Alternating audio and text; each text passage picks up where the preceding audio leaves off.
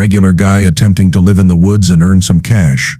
The worst scenario someone could encounter was what Marty Meierotto of Mountain Men had to deal with. He lived a tragic life after being one of the most well-liked cast members of Mountain Men. His prosperous career suffered, and things took a turn for the worst. In what ways did Marty handle the difficult times in his life?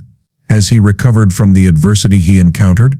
This tells the tale of Marty's life and his encounters with the wild. Keep an eye out. Marty Meierotto is who? On July 10, 1966, Marty Meierotto was born in North Wisconsin, USA. Thomas and Karen Meierotto, his parents, taught him to appreciate the desert. He spent his early years traveling the icy lands with his brothers Jeff and Steve Meierotto, and had an early interest in his family's fur trapping operation. When he was younger, he enjoyed chasing the animals that other people would flee from. Yes, I adore pursuing wolves. He dropped out of high school and primary school to work as a fur trapper for his family instead of going to college. But he found that conducting such business in North Wisconsin was difficult. The rivalry was fierce because there weren't many wild creatures to capture. In 1985, he made the decision to leave the city. In pursuit of fur, he and his brother Jeff took a car to Alaska. They discovered a wealth of animals there. Despite their brief intention to trap fur in the frigid state, they were unable to resist Alaska's natural beauty and tranquility. Over time, they developed a deep affection for the area and made the decision to stay longer. In order to finance his trapping business, Marty took on a number of odd jobs. In Fairbanks, he was a janitor. To buy his first trap and tent, he started working in construction and logging. He never missed an opportunity to go trapping in his free time. Although it wasn't always easy, Marty loved living in Alaska. In order to finance his ambition of establishing a life in the desert, he had no problem taking on additional jobs. After a few years of employment, he left his job to pursue trapping full-time. He had to acquire survival skills after taking this significant step in order to survive Alaska's harsh climate. In order to stay warm in frigid Alaska, he constructed a little cottage for himself. He would place trap lines roughly 200 meters north of Fairbanks in order to capture animals.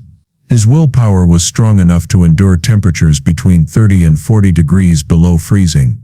He capitalized on Alaska's famously long nights and short days throughout the winter. By constructing more cabins along his trap lines for shelter, Marty expanded his trapping operation to a vast scale. Marty's decision to abandon comfort and live in the icy wilderness was incomprehensible to many of his friends, but he was adamant about realizing his dream. How he started. In order to follow a passion that kept him in the bush for many decades, Meierotto embarked on a journey. Many would never dare to survive in the cold while maintaining a tight relationship with his family. He managed to make it all work though. Among the best trappers in history is this one. Marty was a smoke jumper as well. In 1994, he was hired as a smoke jumper for the Alaska Fire Service. During 114 fire reactions, he logged 337 jumps. Among Marty's other pursuits was firefighting. His career started in 1988. He served in the China Interagency Hotshot as a wildland firefighter. In 1994, the agency graduated only 4 of the 8 candidates it had admitted. Out of the 4, Marty made it through the demanding training. He also trained and prepped a number of others for the trip. He had a passion for flying. He had a genuine interest for it. He managed to combine his existence in the bush with his lifelong dream of becoming a pilot. Even so, Marty worked as a trapper full-time. What took place? The occupation was not his only source of support. The trapping season wasn't constantly in full swing during the summer. He used this season to further his other endeavors. During these times, he took on different tasks and went to different parts of the state to put out fires. He entered fire-affected areas using parachutes. Because he knew Alaska, he was always thrilled about the job. Additionally, it gave him additional money to help support his wife and children. Marty loved spending time with his family in the open areas. His favorite place was Alaska.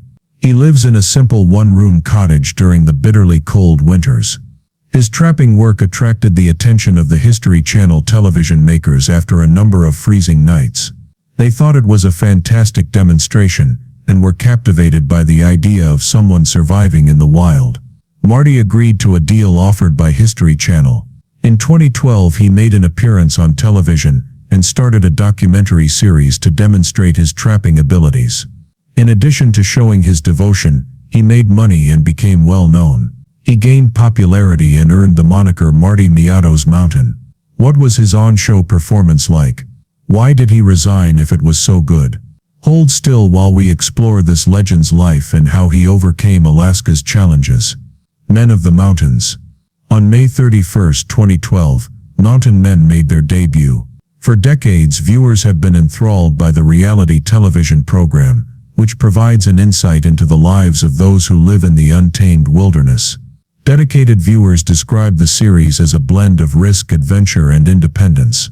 They constantly look forward to an exciting new episode that focuses on survival skills, hunting, and bushcraft. Both seasoned cast members and possible newbies will be present for the debut of the new season. New viewpoints on desert life are provided by the new faces. The cast members go through intense experiences with nature, survival choices, and the unyielding attitude that characterizes men who venture into hostile deserts. Few people have the opportunity to see Marty's way of life up close. He wasn't the only cast member though. Other cast members of the hit History Channel series, Mountain Men Who Lived in the Outdoors, included Mike Horstman, Brett Bone, Jake Herrick, Preston Roberts, and Tom R. Eustace Conway. Eustace Conway lives on a piece of property in North Carolina's Blue Ridge Mountains. He refers to this place as Turtle Island and encourages those who want to master the fundamentals of wilderness survival. Conway also harvests firewood using traditional methods to earn money. Another cast member of the Mountain Men is Tom Orr. He lives with his wife Nancy and their dog Ellie in northwest Montana, close to the Yak River. Tom works as a game animal pelt tanner. He knows how to use Native American natural methods. Another cast member who hunts mountain lions is Jake Herrick. Since joining the show in 2018, he has appeared on Mountain Men frequently, and he resides in the Tobacco Root Mountains of Montana. His hunting prowess attracted attention. The 1989 TV celebrity experienced things differently than the majority of the cast. Jake was impacted by his father's years-long fight with illness. He had a strong desire to find comfort in the natural world. He asked his longtime girlfriend Anuka Ward to marry him in 2021. Bear hunting guide Mike Horstman has a lot of expertise. He and his dog Adele sought safety on Alaska's Kodiak Island. He is a well-known member of the Mountain Men cast and has appeared on a number of reality TV programs. He was born on December 19, 1954. Even at 70 years old, the Jonesville native still enjoys being outside. He played hunting games and went hunting with his uncles when he was little. During his teenage years he became very interested and frequently dreamed of hunting in Alaska. At the age of 17 he killed his first bear and was eager to experience Alaskan adventure. Mike has been a resident in Kodiak for more than 40 years. The fact that his area can only be reached by boat or airplane does not concern him. He loves the cabin on the lonely shoreline. In the bush he discovered how to live and make a life. For 11 weeks out of the year, he leads bear hunts and does everything he can. Like the other males who show off their outdoor prowess to the audience, Marty was an integral component of the series. "My church is here. I feel most like myself here," he remarked. The cast was seen in peril in each episode. As viewers observed the cast's survival strategies in action, there was always a tense moment. Every season, the Mountain Men captivated viewers with their canines tracking and discouraging bears, and their enormous houses built across hundreds of kilometers of difficult terrain. They enjoy watching them demonstrate tenacity in the face of the day-to-day challenges of wildlife. On well-known streaming services, the show received positive reviews. It received an 80% rating on Rotten Tomatoes and a 7.3 rating on IMDb. For a show featuring individuals with unusual lifestyles, the ratings are impressive. Additionally, it results in significant investments for the show's producers, which raises the cast's compensation. Each episode, how much do mountain guys earn? They are among the most paid actors in the business, despite their advanced age. They certainly have money in their bank accounts, even though their existence in the woods may not appear to be luxurious. According to reports, each cast member makes $3,500 per episode. The cast members' take-home compensation is still good, even though it is occasionally modified to reflect the actor's output.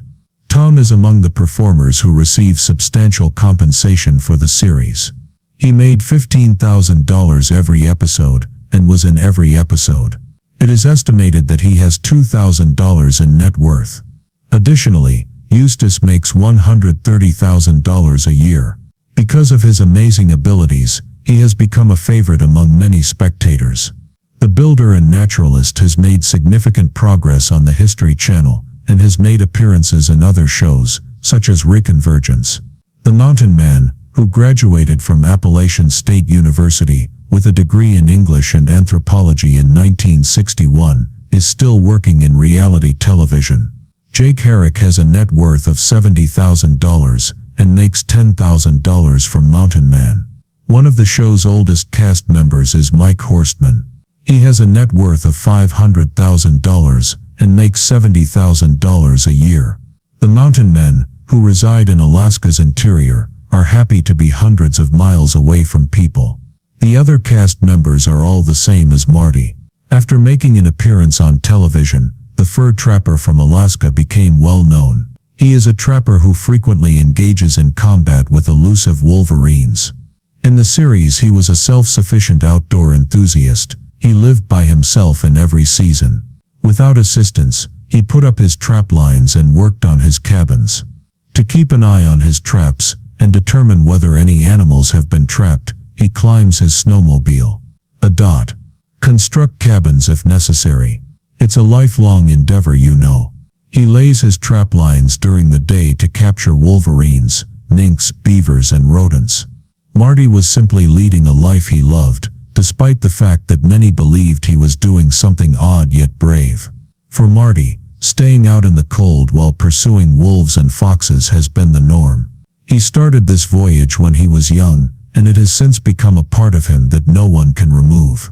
His involvement on the 8 seasons of the History Channel's reality show Mountain Men helped him gain notoriety. In Mountain Men's 6th season, Marty chronicled his life in Two Rivers, Alaska. He displayed his family moments. He lived in a one-room hut for several winters and rode a snowmobile for miles throughout the day. Marty navigated the wide countryside with ease and was a very skilled bush plane pilot. People's lives were transformed and given hope by his achievement in the series.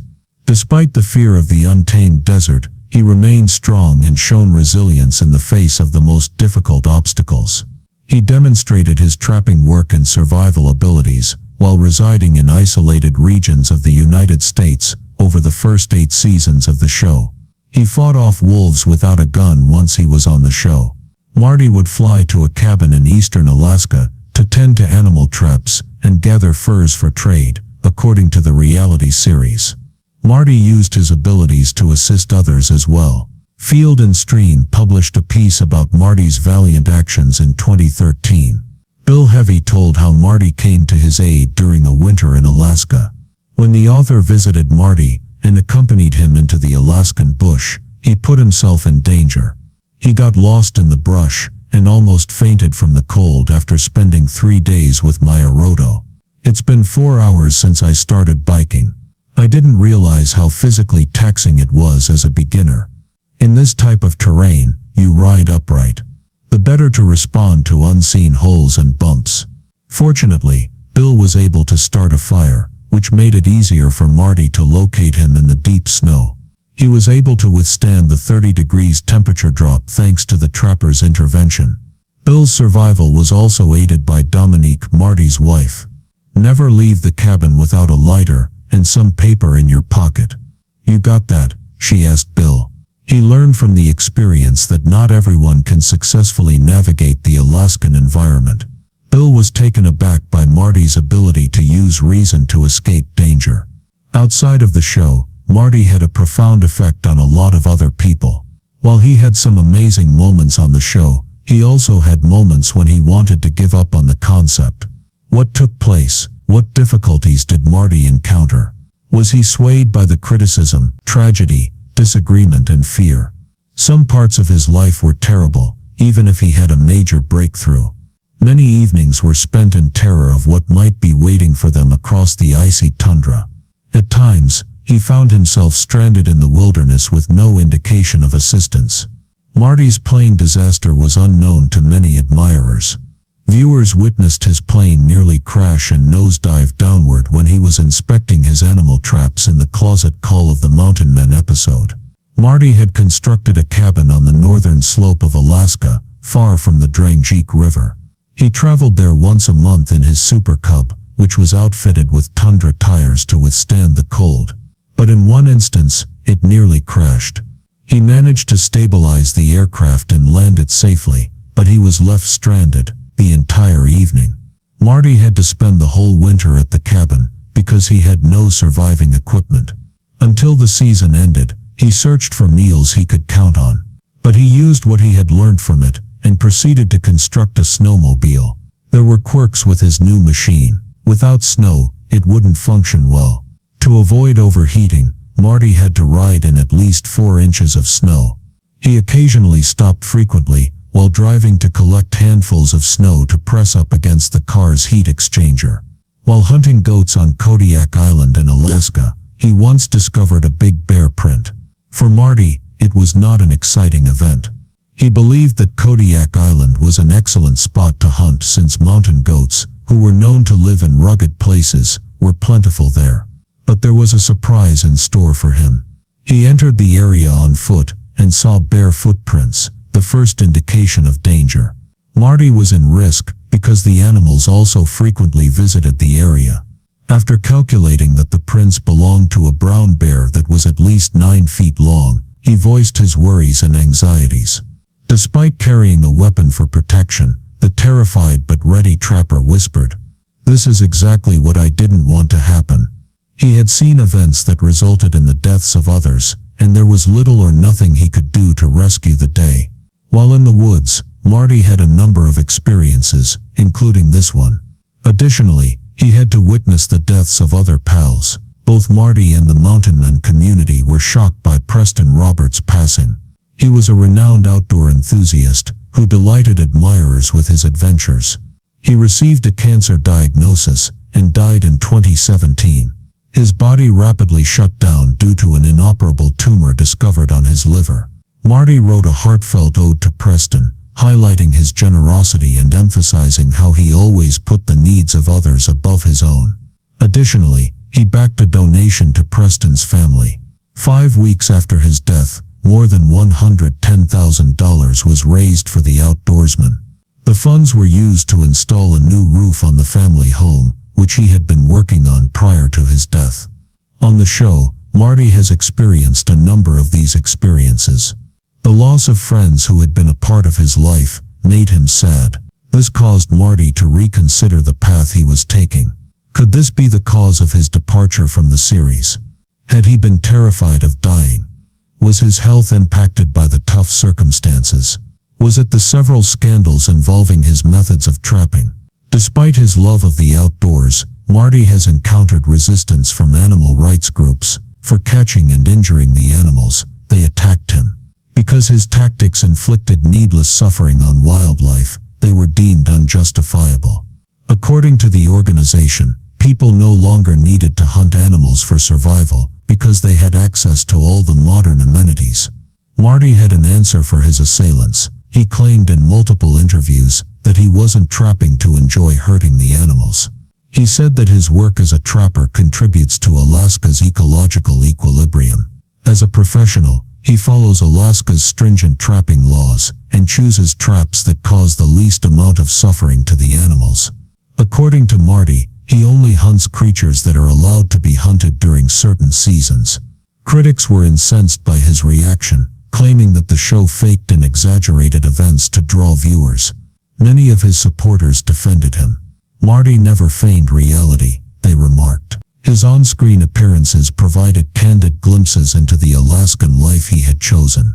They provided evidence that he was real by sharing stories about his everyday activities and how he lived in each moment. He didn't disclose a number of moments. He managed to lead a purposeful life, despite the untamed surroundings. He became tougher and was able to confront things that many others would never dare to accomplish thanks to the chilly forest mornings. Even though he had to fight for his life every day, Marty called Alaska home. He cherished the independence it provided. Despite this, some believe that the Alaskan wilderness was a place of loneliness. It was a sanctuary of solace for Marty. He developed the ability to move silently, unaffected by other people's presence. The wind and the snarling of animals were the only sounds he could hear. Despite working long hours, he had the ability to handle pressure. Marty Meierotto's aspirations are coming true. He has a carefree life and is content with his modest lifestyle. He also wants others to enjoy the small things in life, like love, marriage and family, just as much as he does. Many people questioned whether Marty was married when he first appeared on television. Others believed that his partner would never accept his way of life. Marty Meierotto, however, disproved them all. She embraced Marty's existence in the chilly desert after leaving the comforts of the city. She believes in Marty's judgment and supports it. While in Alaska on business, he met Dominique. Before getting married, they dated for a number of years. Noah Jane Meierotto is the name of their daughter. One of Meierotto's biggest ties is family. The idea of returning home to his wife and children after a long day at work keeps him going.